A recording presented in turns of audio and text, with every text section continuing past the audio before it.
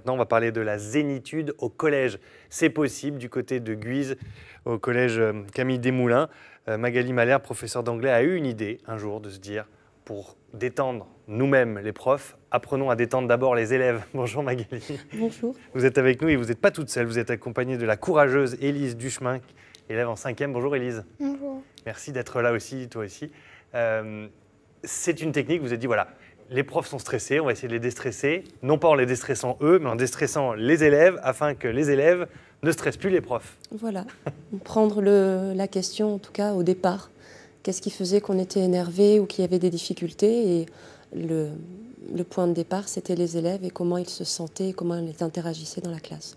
Alors, vous êtes professeur d'anglais, du coup, avant chaque cours, vous avez lancé, on va dire, quelques petites minutes de relaxation pour que la journée commence de manière tout à fait zen. On va voir quelques images pour comprendre.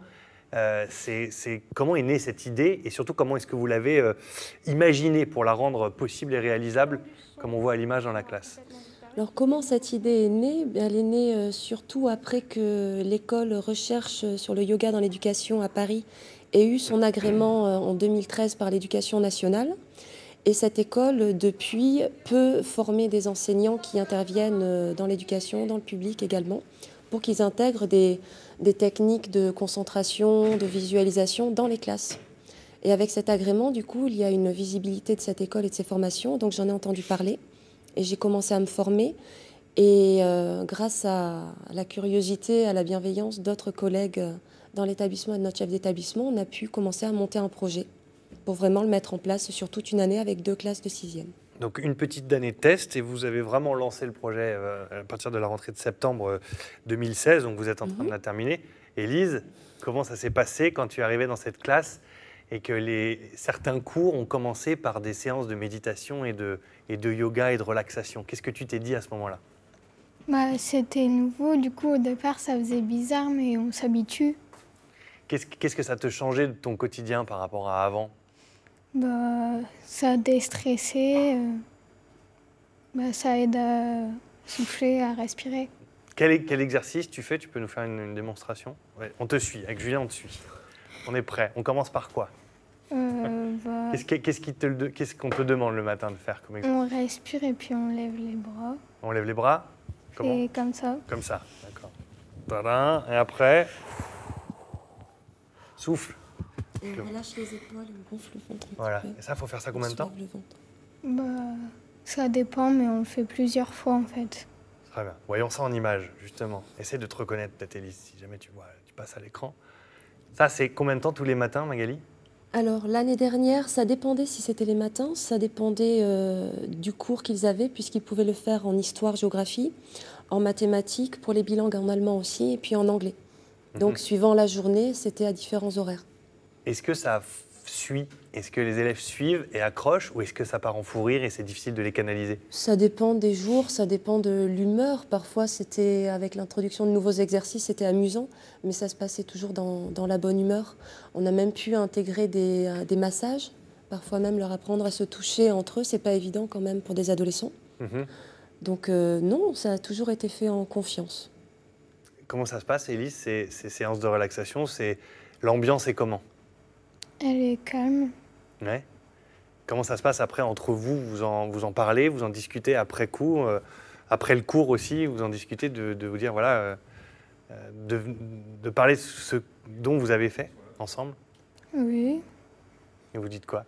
Comment on l'a ressenti.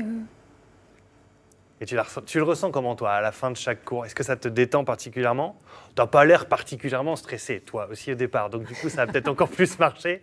Mais je veux dire, est-ce que tu as senti chez toi, dans ton quotidien, une évolution? Est-ce que les cours se passent mieux, par exemple? Et pourquoi ils se passent mieux? Oui. Ça fait moins de stress avant les contrôles. Et on n'a pas tendance à s'endormir avant? Non. Commencer la journée en s'endormant. Et vous en avez qui s'endorment ou pas? Oui. Oui, c'est vrai? Alors, en fait, c'est difficile de mettre des mots pour les élèves dessus parce que les élèves, dès qu'ils sont arrivés en 6e, on leur a montré ça vraiment quasiment tous les jours, donc quelque chose de normal. Ils n'ont pas connu le collège sans. Si on demande à d'autres élèves qui ne connaissent pas ce projet, qui n'ont pas été dans une classe avec ce projet, forcément, eux, ils auraient du coup beaucoup de retours là-dessus pour comprendre ce qui s'est passé. Eux l'ont intégré dès leur premier jour de 6e. L'objectif, c'est de pas, enfin, c'est pas d'en avoir à tous les débuts de cours. J'imagine que c'est réparti dans la semaine, voilà. De temps en temps. Tous les débuts de cours, ce serait trop. Il n'y a pas besoin de ça. Ça serait vraiment quand il y a un test. On a pris l'habitude de faire des exercices de visualisation, recentrer vraiment le regard, essayer de revoir un peu, de se remémoriser à quel moment on a vu telle connaissance, et non pas juste essayer de se souvenir de la connaissance qu'on va avoir pour le test, mais vraiment essayer de se resituer soi-même à ce moment-là. Est-ce que vous avez ressenti des effets dans l'attitude globale des élèves, mais dans tout le collège? Je veux dire, ceux qui sont concernés par ces évaluations, par ces exercices-là, est-ce que vous avez senti sur une année, au bout d'une année, par rapport à votre expérience passée, qu'il y a une amélioration de leur comportement?